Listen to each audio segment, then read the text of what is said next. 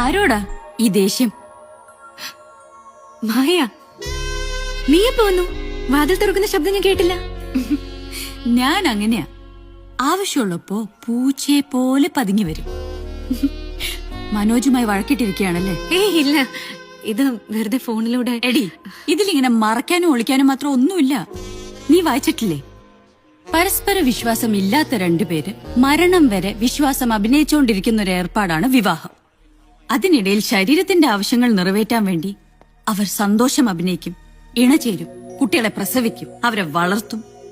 പക്ഷേ ആത്യന്തികമായി കലഹിച്ചോണ്ടേയിരിക്കും. എന്നെ പോലെ ബുദ്ധിയുള്ള പെണ്ണുങ്ങൾ അഭിനയം മടുക്കുമ്പോ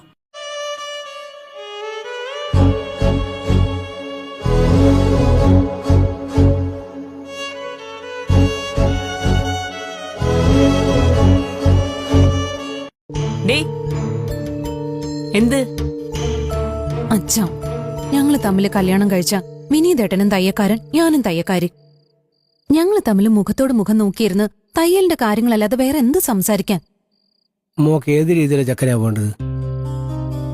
ജനിച്ചപ്പോ മുതൽ ഞാൻ കാണുന്നതാ ഈ കുന്നും മലയും ഒക്കെ. ഇതൊക്കെ കടന്ന് എനിക്ക് പറക്കണം അച്ഛാ.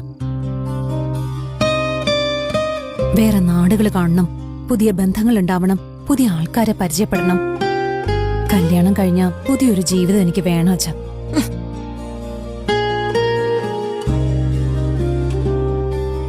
ഇതുവരെ കാണാത്തൊരു വീട്ടിലും നാട്ടിലും ഒക്കെ ഉണ്ടാവുന്ന പുതിയൊരു ലോകത്ത്.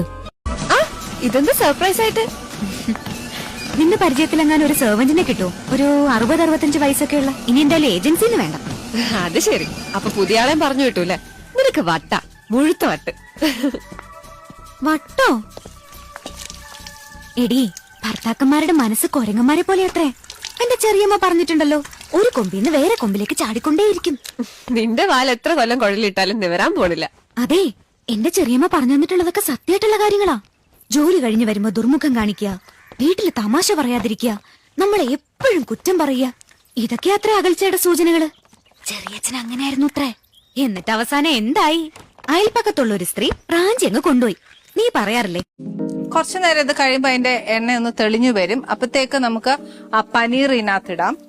പനീർ ഇട്ടാലും കുറച്ചു നേരം എന്നാ പറയുന്നത്, ഈ ഗ്രേവിനകത്ത് എല്ലാം പനീറിനകത്ത് പിടിക്കണം.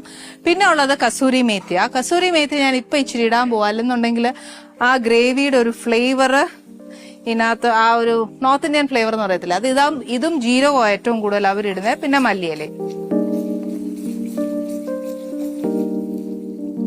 ഓക്കെ, ഈ അരപ്പും നല്ലതായിട്ടൊന്ന് മൂത്തു. ഇനി എന്നാ ചെയ്യേണ്ടതെന്ന് വെച്ചാൽ ഞാൻ ഇതിനകത്തോട്ട് പനീർ ചേർക്കുക.